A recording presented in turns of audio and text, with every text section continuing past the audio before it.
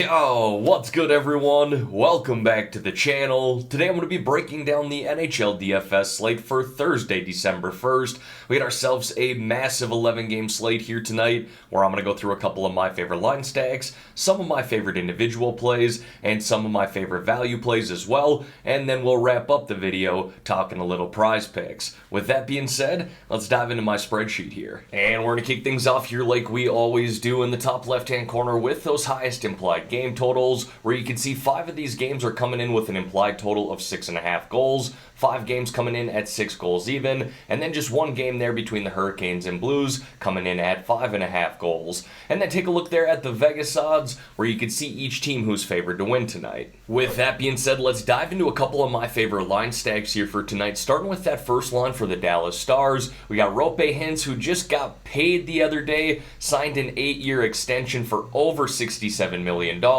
centering Jason Robertson and Joe Pavelski. These guys have been awesome this year, especially when playing at home. The three have combined for 19 goals, 23 assists, 42 points in 10 home games this year, averaging over 4 points per game. And they're going to get very few matchups better than their matchup at home tonight against the Anaheim Ducks, who've allowed a league-high 4.13 goals per game and have the league's worst penalty kill that's hit at just a 66% rate. We're going to see all 3 of these guys play big minutes together 5-on-5, and all 3 play up on that number 1 power play too. Now, there were a number of different routes that I wanted to go here for this second line stack that I like, but ended up on that first line for the Tampa Bay Lightning. We got Brain Point centering Brandon Hagel and Nikita Kucherov. These guys have really been heating up here over their past 5 games. They've combined for 7 goals, 15 assists, 22 points during that stretch, just like that first line, averaging over 4 points per game, albeit a little smaller sample size, but they also have a great matchup here tonight against the Philadelphia Flyers, who've won 1 game in their past 10, while allowing 4 goals per game during that stretch, with a penalty kill that's hit at just a 59% rate. That is just abysmal, and just like that first line out of Dallas, we're going to get these 3 playing big minutes together 5-on-5, and all 3 play up on that number 1 power play. Now folks, before we dive into some of my favorite individual plays here, if you could like this video and subscribe to the channel, I would greatly appreciate that. We're 2 months into the NHL season already, but still a long way to go this year, and I'm going to have content coming out for you guys all season long. For those of you who are on Discord, if you want to join my channel, there's a link in the description below. We're growing a great community there, a lot of people talking some puck, and for those of you who are on Twitter, if you want to give me a follow there as well, I am occasionally posting some NHL bets too. Alright, now diving into some of these individual plays here, we're going to kick it off with the forwards. First guy I got there is Kirill Kaprizov of the Minnesota Wild, who's currently riding a 9-game point streak right now, where he's racked up 5 goals, 9 assists, 14 points, and has 48 shots on net as well,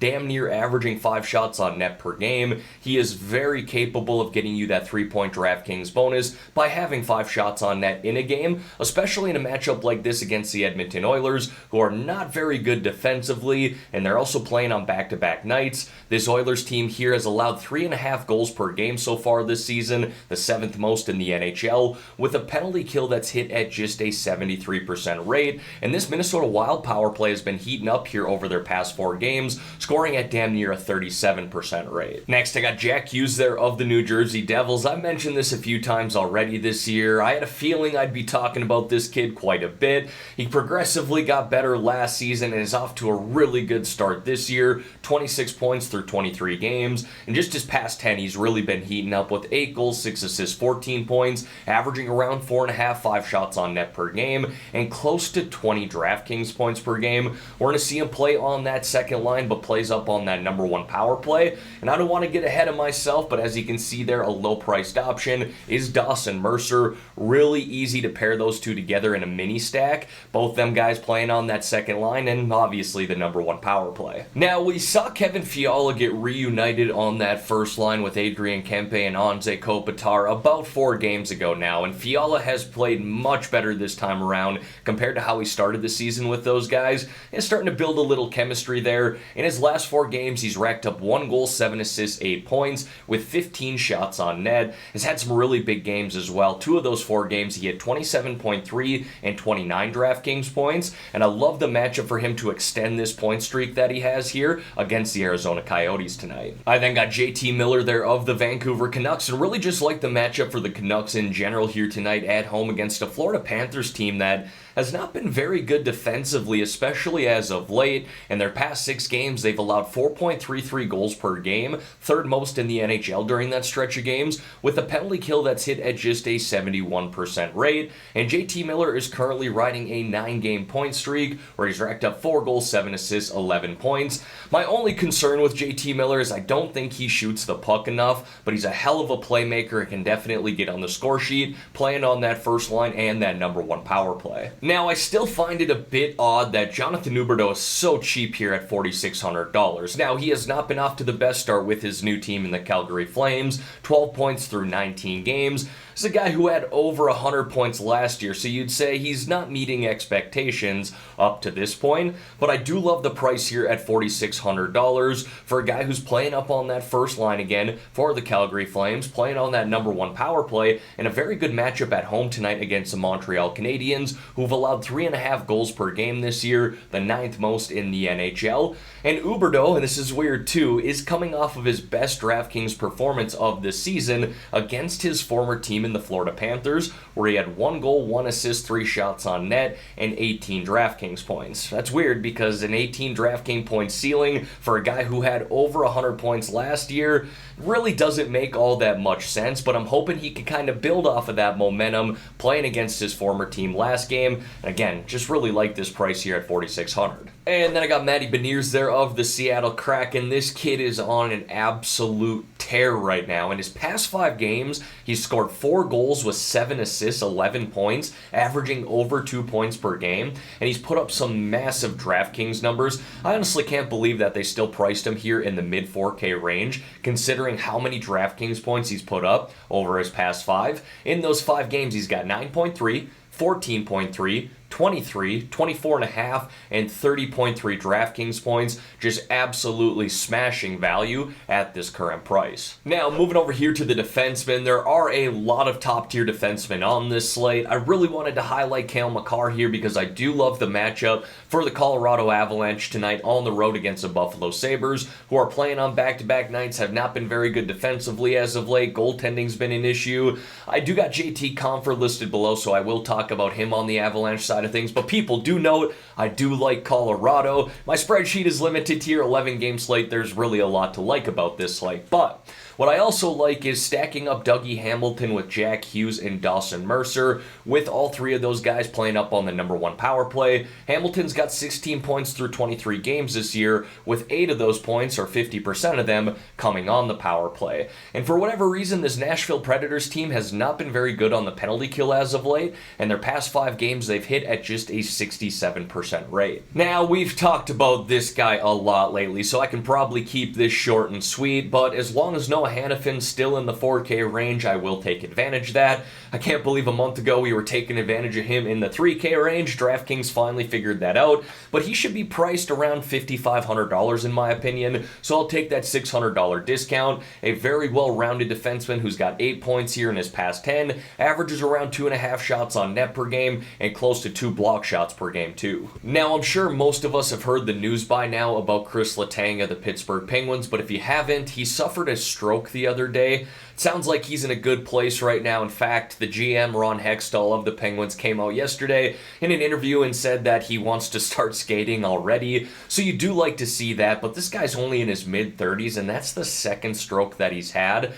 So prayers up to him. Obviously, you hate to see that with anyone, but Jeff Petrie really had to step up in a big way in Letang's absence last game. Played 26 minutes, played up on that number 1 power play, and plays on the penalty kill too. And he's been solid for Pittsburgh this year, 10 points through 23 games. He's not going to get on the score sheet every night, but he's certainly capable of doing that, and even more so now that he's logging bigger minutes and playing on that number 1 power play. And he's not afraid to block shots either. Averages around 2.5 per game, but can definitely get 3 in a game and get you that 3-point DraftKings bonus. Now, folks, I hate to do this to you again, but I just couldn't put my thumb on one guy below 4K, so I listed off a bunch in the notes off to the right-hand side. You got Schultz there, the Seattle Kraken, Sanheim of the Flyers, Ekman Larsson of the Vancouver Canucks, Pesce, who's weirdly heating up here on the score sheet over the past 3 games, of the Carolina Hurricanes, Bouchard there of the Edmonton Oilers. I love him as a play. I just wish he logged more minutes and played on that number 1 power play.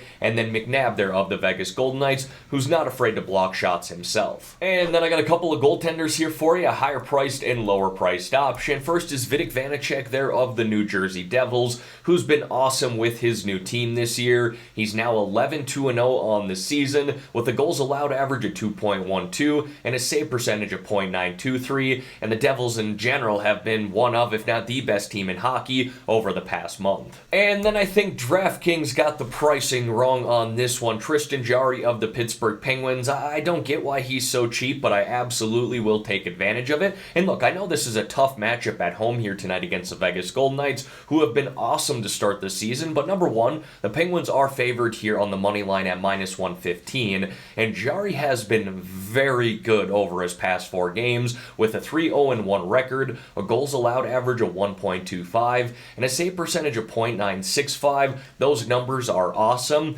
Maybe they're looking at this and going, okay, Chris Letang isn't going to play here tonight. Maybe Pittsburgh will be depleted on the back end, but at $7,000, I think that's egregiously cheap. And as always, going to wrap up this spreadsheet here with 3 low-priced options or sub-4K forward plays. First guy got there is Brock Besser of the Vancouver Canucks, who was bumped up to that first line again with Bo Horvat and JT Miller. Really like to see that. While playing on the number 2 power play, he has been held off the score sheet here in his last 2 games, but prior to that, he was riding a 9-game point streak, and again, I like that matchup against the Florida Panthers tonight. Next is Dawson Mercer of the New Jersey Devils. Talked about him earlier when I was going through Jack Hughes. Currently playing on that second line with Hughes and that number 1 power play. He now has 1 goal, 5 assists, 6 points in his past 5 games, and again, makes for a nice little cheap mini stack with Jack Hughes, and even mix in Dougie Hamilton. You could do a 3-man stack there, being that they all play on that number 1 power play. And speaking of power plays, that's why I'm targeting JT Compher right now. Although he plays on the 3rd line for the Avalanche, he is playing up on that number 1 power play, which has been the best in the league so far this year, scoring at a 32.5% rate. And this Buffalo Sabres team, again playing on back-to-back nights, really struggled defensively here as of late and have the 7th worst penalty kill in the NHL. And then to wrap up this video here, want to talk a little prize picks with you guys. Ended up going 2-0 last night with our picks on the YouTube side of things, but if you're in the Discord, again, you can join that link in the description below. I put out 4 more picks in there as well, and those ended up going 4-0, so a 6-0 clean sweep last night. Gonna look to build on that here tonight, but unfortunately, as I record here right now, I only have props out for a few of these games, so I'm gonna wait for the rest of those picks to come out, and like I always do, I'll let you know my favorites in a comment below on this video, and I'll be sure to pin that comment as well, and then post them in the Discord too. Now, if you're going, hey, 6-0 sounds pretty good, for starters, I can't promise we do that every night. The goal is to win more nights than not, right? That's with any DFS sport or betting, but if you look back to last year's numbers, and I can post those on the screen here right now, if you stuck with me all year long, we had ourselves a really good season. So, if you want to get in on this prize pick action, you got to take advantage of the promo code that I have available, which is GRIFF. GRIFF. If you use that upon signing up, Prize Picks will give you all the way up to a $100 match deposit. So you're basically playing with free money or house money right off the bat. And again, you don't have to put $100 in either. You want to put in 50, they'll match 50. You want to put in 20, they'll match 20. They will match anything up to $100. Again, as long as you're using my promo code GRIFF, GRIFF, upon signing up. Alright everyone, that is going to wrap up this video here for today. As always, thank y'all for taking the time out of your day to watch the content here on this channel. If you could like this video and subscribe to the channel, I would greatly appreciate that. Let's have ourselves a great day here, folks. Let's win some money on this 11-game slate. In the meantime, I'm out of here.